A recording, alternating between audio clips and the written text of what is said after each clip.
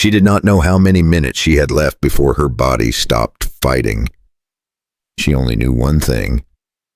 If she closed her eyes again, she would die in the snow. Lydia Hart stumbled across the frozen field outside Cheyenne, and her dress was soaked stiff. Her fingers were turning blue.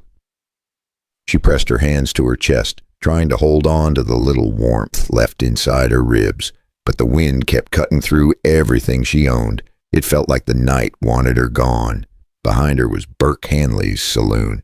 She had escaped that place with nothing more than the clothes on her back. No money, no horse, no coat, only bruises on her arm from the last time Burke grabbed her. He had told her she would never leave him. He had told her she belonged to him until she paid a debt she never owed. But she ran anyway. Now she could not feel her legs. Her breath came out in broken clouds. Her vision went dark on the edges. Every step pulled her closer to the ground. A voice kept whispering in her head, "Not yet. Not here. Do not die like this." But the world kept fading. Her knees buckled. She collapsed into the snow, her cheek pressed to the ice. The cold felt almost gentle now, almost like a blanket. She felt herself drifting, if this was the end. At least Burke would never own her again. Somewhere far away, she heard a horse, then boots crunching through the frost. For a moment she thought she was imagining it. Pain does strange things to a person. A man's voice broke through the wind, low, rough. Urgent.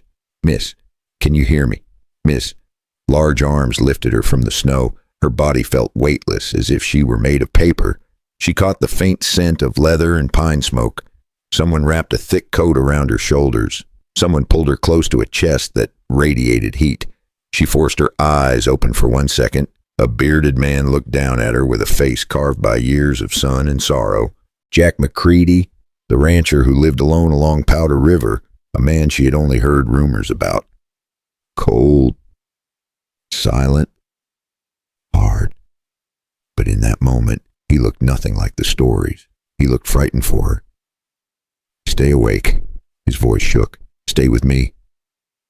Her lips barely moved. "Please, please do not let me go." He held her tighter. "I will not. Not tonight." The snowstorm roared around them as he carried her into his cabin. Firelight glowed on the walls. He laid her on his bed. Her shivering was so violent that the blanket jumped with every breath. Jack pressed a warm cloth against her hands. Her skin did not react. It scared him more than he wanted to admit. She looked up at him through heavy eyelids. Her voice was a whisper.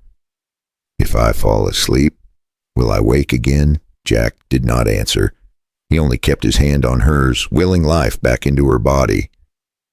And Lydia felt something she had not felt in years. Safety. But she had no idea that this night, the night she nearly froze to death, was only the beginning. Because soon she would have to beg this rancher for something far more dangerous, a place to stay, and a place in his life. When Lydia opened her eyes the next morning, she did not know where she was. For one long second, she thought she had died and woken up somewhere warm. But then she saw the log walls of a small cabin, a fire still glowing in the stone hearth, a rough coat hanging on a chair, and Jack McCready standing at the stove, stirring something in a pot like he had done it 1,000 mornings before. He looked over his shoulder when he heard her move. "You are awake. Good. Eat something before you fall over again." His voice was calm, but she could hear the worry still sitting under it. She pushed herself up slowly. Her body ached everywhere. Her fingertips still burned from the cold, but at least she could feel them now. Jack brought her a bowl of hot broth. She held it with both hands like it was treasure. She spent the next few days mostly in bed. Her hands were wrapped in warm cloths, and Jack kept the fire alive day and night. Sometimes she drifted in and out of sleep while he sat nearby carving small pieces of wood just to stay awake. By the 4th morning, she could finally stand without shaking. Only then did she step outside with a small basket and a little more color in her cheeks. "Thank you." She whispered it so soft she was not sure he heard. He did. He nodded once, like he had been thanked enough in his lifetime and did not know what to do with more. Outside, the storm was fading, but Lydia knew she could not leave. Not yet, and Jack knew it too. He stood by the window, watching the white fields stretch all the way to the far hills. If you go out there now, you will not make it back to town. Stay till the road's clear, she almost laughed. Town meant Burke Hanley. Town meant change she could not see, but always felt.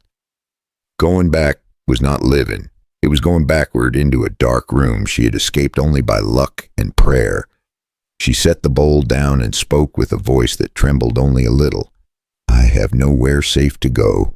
If I return to Cheyenne, Burke will drag me back into his saloon. I cannot face that place again. What do I do now? Jack did not answer right away.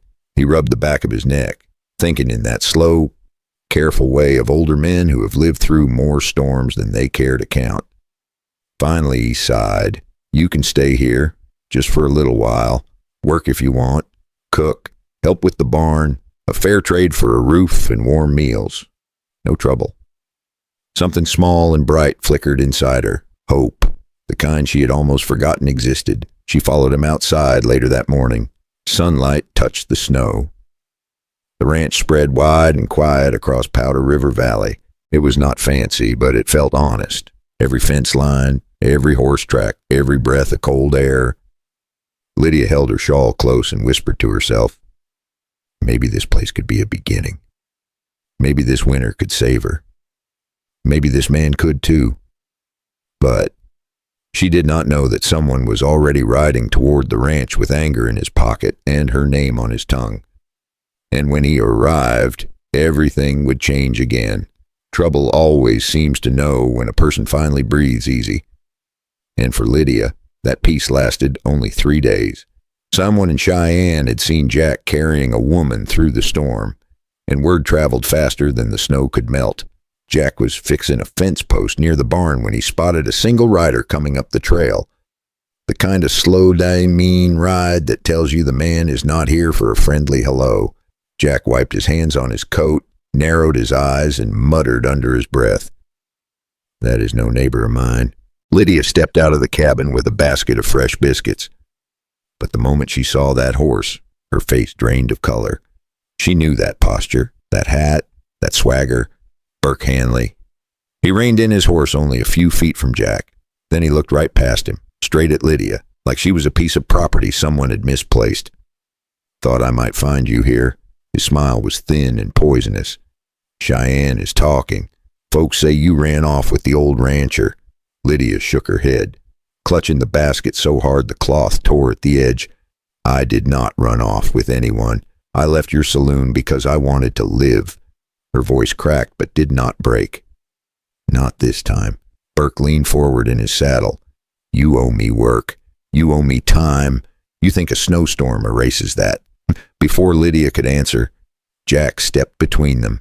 He stood tall and calm with both hands loose at his sides, but there was nothing soft in his eyes. "She owes you nothing, and she's not stepping foot back in that saloon." Burke snorted. "Who are you to say that?" Jack did not blink. "The man she's staying with. The man who feeds her and gives her a safe bed, and the man who is telling you to ride on out." Burke swung off his horse. He grabbed Lydia by the wrist before Jack could reach her. "You come here right now." She cried out in pain. Jack moved faster than a man his age should move. One hard shove.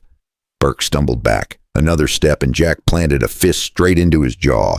Burke hit the snow with a sound that felt like justice.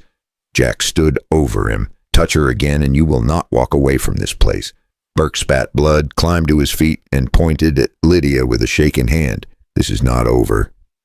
Not by a long shot." Then he rode off, full of hate and promise.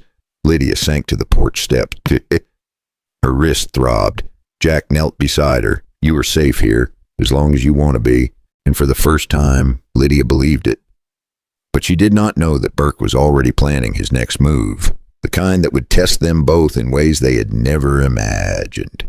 If you are enjoying this story, feel free to tap that subscribe button.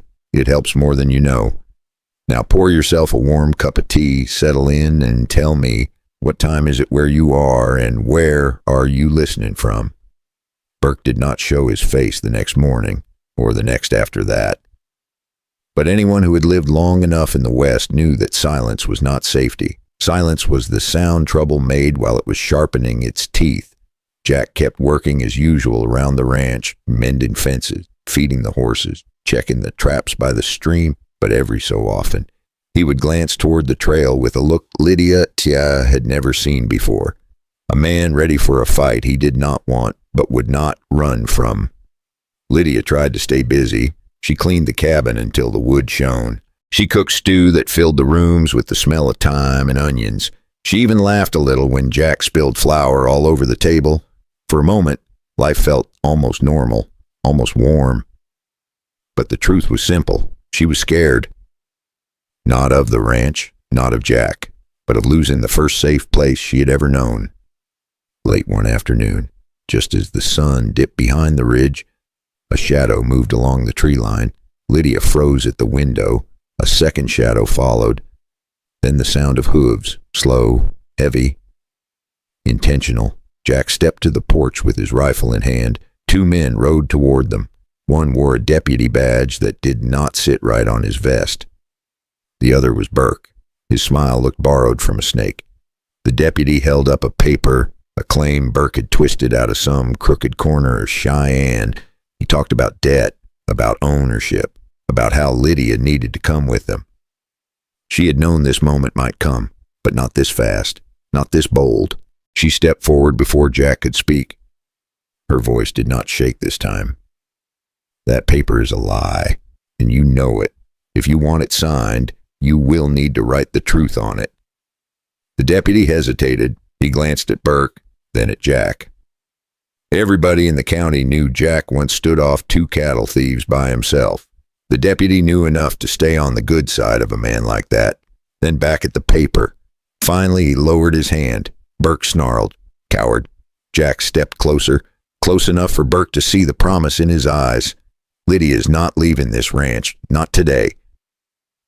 Not ever by your hand. Burke looked ready to spit fire, but he knew he could not win this fight. Not with the deputy backing away, not with Jack standing firm. So he rode off with a curse that hung in the cold air like smoke.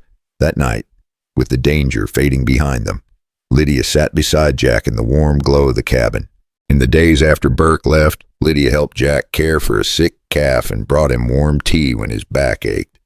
Little by little, the quiet moments between them grew softer. Fear was still in her chest, but something else had settled there too. A kind of courage she had never felt before, a kind of wanting she could not hide anymore, and as the fire crackled, she made a decision that would change both their lives. Because before the night was over, Lydia would walk to Jack's bedside with a question on her lips that he never expected.